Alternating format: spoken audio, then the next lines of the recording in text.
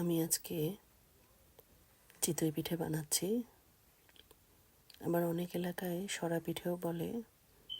তো আমি এখানে দুধে ভেজানো পিঠে বানাচ্ছি। দুধে ভেজানো সরা পিঠে বা চিতই পিঠে যাই বলেন না কেন, পাটালি গুড় দিয়ে তারপরে বানাচ্ছি। এই যে দেখুন, বানিয়ে বানিয়ে দুধের মধ্যে ভেজাচ্ছি। এই পিঠেটা খেতে কিন্তু খুবই ভালো লাগে। এই পিঠেটা শুকনো খেতেও ভালো লাগে, দুধে ভিজিয়ে খেতেও ভালো লাগে, সবভাবেই কিন্তু ভালো লাগে। আর এই পিঠেটা আমার আগে ভালো হতো না। আমি অনেক ট্রাই করেছিলাম, কিছুতেই আমার ফুলতো না। কিন্তু এই আমি সেকেন্ড টাইম বানাচ্ছি।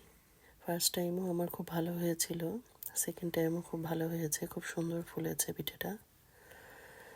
তো এই তো ট্রাই করতে করতে, চেষ্টা করতে করতে আমি পেরেছি এই পিঠেটা বানাতে। ভালো থাকবেন।